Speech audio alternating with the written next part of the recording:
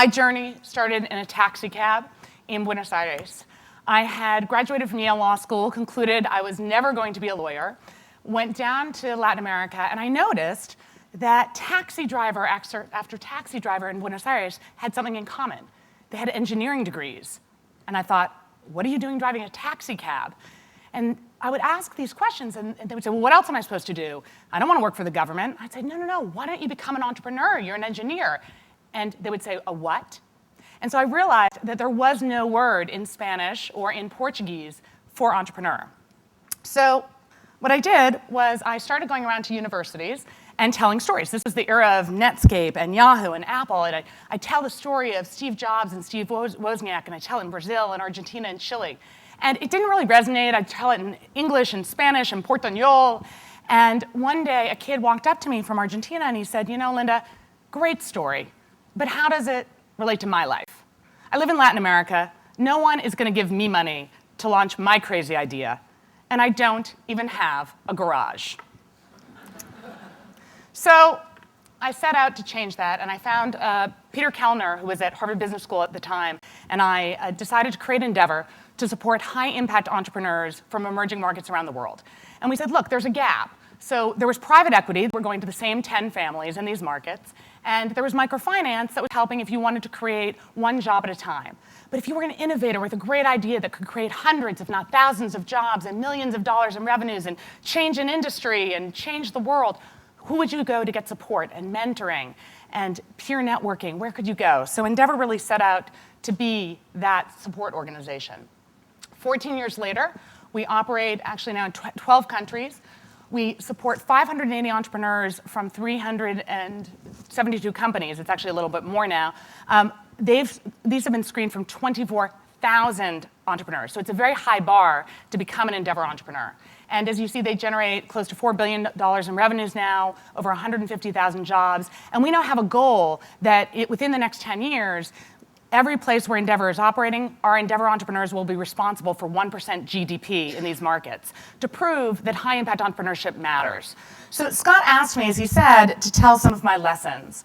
And what I really want to focus on are the subset of entrepreneurs that we found, about 20%, who fall into the creative industries. Because we find that some lessons of entrepreneurs apply across the board, but there are unique elements of being a high-impact entrepreneur in the creative field. So I really want to focus on some of these lessons and stories today.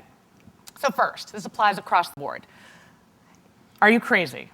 How many of you were told you're crazy for starting your business? Well, that's good. I have a motto, which is, if you're not told you're crazy, you're not thinking big enough. Crazy is a compliment. And in fact, this was backed up by the New York Times, which said there's literally a term for entrepreneurs who are crazy. It's actually a disease that we all share in common. It's called hypomania. And so to which my response was, well, there's only one cure, which is venture capital. But I think that what this means is that we're people who set out to change the world, to follow your instincts. And if you're thinking big, people are going to think it's crazy because it's changing the status quo. And I noticed this myself because when we said we were starting Endeavor to support high-impact entrepreneurs in emerging markets, no one thought this was a good idea.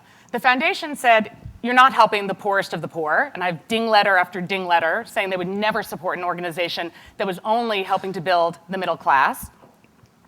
The VCs thought this was crazy. There are no entrepreneurs in emerging markets, and you can't trust them anyways. What are you doing? And my parents, mentioned a while back, I caught them at a cocktail party lamenting to a friend that they had sent their daughter to Harvard and Yale only to have her take early retirement. So what did I do? This photo on the left was from 3 weeks ago. I was speaking at the Economy VC 365 panel at MIT. And to the left, that's Bill Salmon, who's the entrepreneurship guru at Harvard Business School. Peter Brook, who is considered the international founding father of private equity. And Tim Draper, one of the most well-known international venture capitalists. And Bill introduces me as the stalker. Now, what the reason is, and hence the photo on the right, when I was starting out, I said, okay, I need some credibility. Peter and I, everyone thinks we're crazy. We don't even have the same the right first last name, never mind second last name in these countries. They're going to think we're a cult, which they did. We need some gravitas. So I heard Peter Brook speak at a Harvard Business School conference on Latin American private equity, and I knew everyone was going to, run after him after on stage. So I kind of waited for him in the men's bathroom, and I pounced. He was kind of taken aback, and I explained what I was trying to do, and I told him that he should really meet with me because, after all, this was supporting entrepreneurs and venture capital in emerging markets. And he said, "Well, who's supporting you?" I thought him, and I said, "Oh, well, Bill Salmon, at HBS." He said, "Bill supporting you? Wow, well, yeah, maybe you should come see me." So then I went up to Bill's office, and I said, "Bill, I know you thought this idea we had was really crazy and was never going to amount to anything, but Peter Brook's getting involved." And lo and behold, they co-formed our global advisory board, did the same with Tim Draper, who ended up joining our board. And so when Bill introduced me 2 weeks ago as the stalker, my response was, yes, but stalking is an underrated startup strategy. And you'll be surprised, actually, people are very shy. I was actually asked by my friend Tory Burch to be a mentor at a mentoring event a few weeks ago. And a woman at my table said, "God, I would love nothing more than to meet Tory Burch, but I don't want to peer forward." And I said, "She's hosting an event. She invited you. Go up to her." Stalking is an underrated startup strategy. Okay. So I talk about entrepreneurship a lot as a series of inflection points. But I really think that another way of framing it is it's a series of hurdles. It never gets easier. And I think all of you, like myself, have had a time where you just cross one hurdle, you want to celebrate, and then you realize you're about to trip over the next one. So I want to ask, how many of you have had to fire anybody? Yeah. How many of you have worried that you might not be able to make payroll? How many of you have had to deliver bad news to investors or partners or family?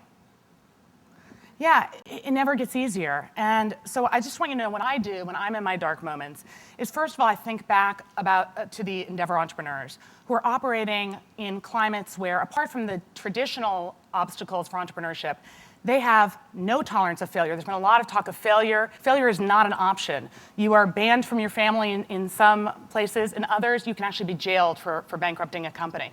So there's no failure. There's no mentorship. There's no real tolerance of risk. So when I try to think, I think, God, there are so many people around the world doing this with even more barriers. And let me remember what made me passionate. So I think about what's passionate, and then I think back to Steve Jobs and remember that he was fired a year after the Mac. So it wasn't easy for him either. All right, so next, think big. So we see entrepreneurs, and they'll say, we want to start 10 franchises. We are at 1 now, but we think we can get to 10. And there'll always be someone at an Endeavor selection panel who'll say, 10, why not 100? Challenge yourself to think as big as you can get. And the great story around this is Hiref. This is a brother-sister team. They make these beautiful design artifacts. They came through an Endeavor selection panel. And a lot of people said, you know what? They're these beautiful handicrafts, but they're so in love with their products. I just don't see it going global. I just don't see it going to scale.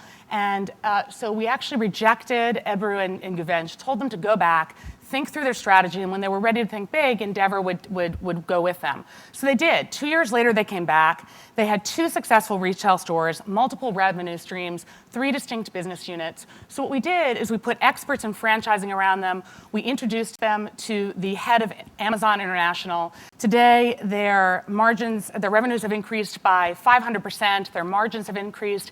And recently, they became the first non-EU company to sell their goods over Amazon. In the UK. But more importantly, they did this by staying true to their roots. They still employ over 200 local artisans. They didn't fall into the trap of mass production.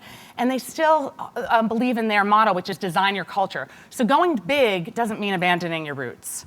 Now, my favorite other think big example came a couple years ago. I received this great email from Alejandro Diego and his partner, Carlos Manuel Iturriaga. And they said, we just want to thank Endeavor for believing that 2 kids from Mexico City could one day grow up to win an Oscar. What they meant by this was they were starting the first post-production design company in Mexico. Everyone said, just go home. Maybe we have a few directors. We're never going to compete with post-production in Hollywood. But we actually set them up with a former Goldman Sachs partner who had invested in Avatar and X-Men. And he believed in them, and he helped them set up an office in Hollywood, kept their production in Mexico, and they were on the team that won the best visual effects for A Curious Case of Benjamin Button. And what was interesting about that was, again, here you had these people, they were believing in going big, but they kept the creative team in Mexico. And what they did, we talked to them about retention tools. A lot of you guys have, your creative workforce is so important. They're not just fungible engineers. And so they created retention programs for their employees. They were one of the first companies in Mexico to grant shares. And then they also had a balance, and I'm going to get to this in a second, which is that Alejandro is the business guy and Carlos is the creative one. So it was one of these nice examples where entrepreneurs really shared strengths. Because we see a lot of types of entrepreneurs, and we actually classify them. So what we find is a lot of the tech entrepreneurs are what we call diamonds in the rough. They're classic VC-type entrepreneurs. They're either going to fail. If they fail, they'll fail fast. Otherwise, they have potential becoming a major billion-dollar industry. The problem is, are they too rough? How rough is that diamond? We have these growth engines, which tend to be family businesses, and they operate in more traditional industries. But when we find with the creatives, we call them local stars. And what happens is we fall in love with the brand, we fall in love with the charismatic individual, but a lot of times they end up being one-man shows or one-woman shows. And so a case we found was Francesca Romana Diana. She had started this incredible design and jewelry company using these precious gemstones that could only be found in Brazil. But she was making all the decisions herself. And we said to her, look, Francesca, if you really want to grow, let us help you. Let us create an advisory board that can help make some of the decisions. Let's help you think about giving what I call psychic equity to your employees. You may not be the next Google, so your shares aren't going to be worth millions of dollars to your employees, but you can give them psychic equity. You can help them feel that they have ownership over this brand.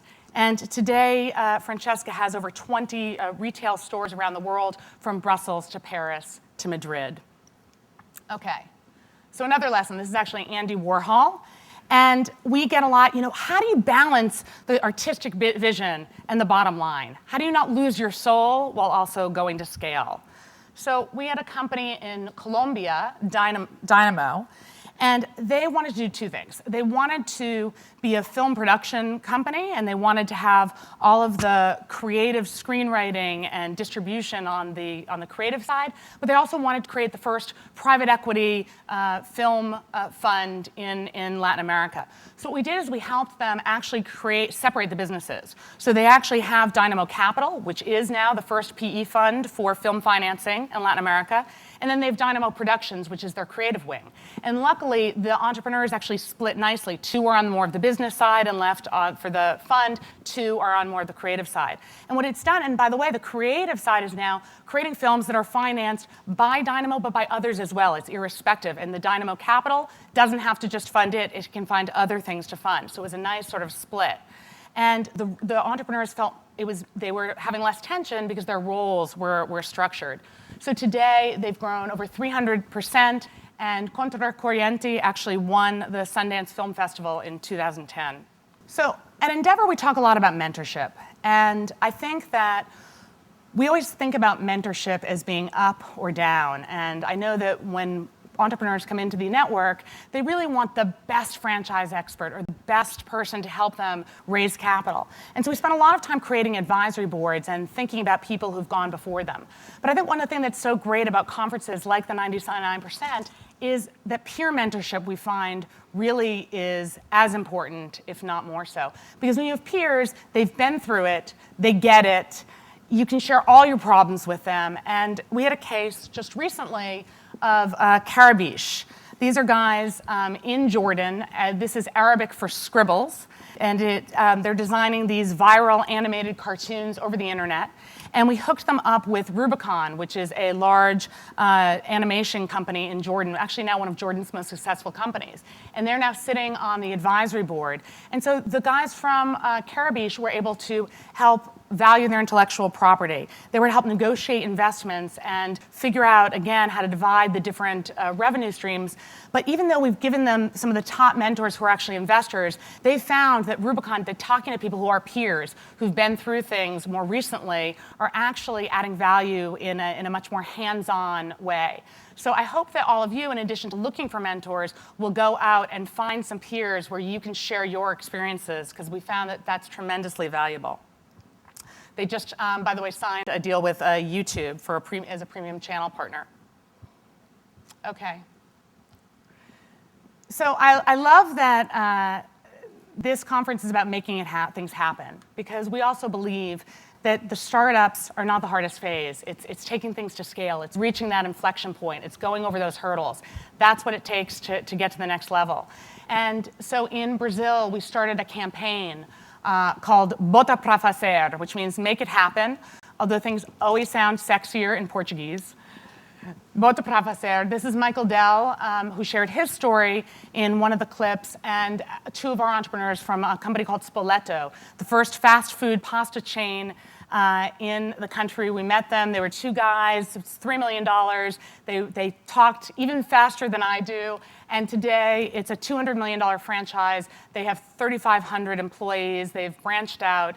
And they talked about how if they can do it, so can you. And that campaign reached 60 million people in Brazil. And within the next week, we had 7 million business plans. We don't take business plans, but we got 7 million people who said they had been inspired to become an entrepreneur because of hearing stories like this. But in the end, as you all know, it's about not just the idea, it is about making things happen. And the last thing I'll remind you of, it's never supposed to be easy. It's not easy being a pioneer. It's not easy creating something new, but it's not supposed to be. Because as a mentor once said to me, if it were easy, it would have been done before. Thank you.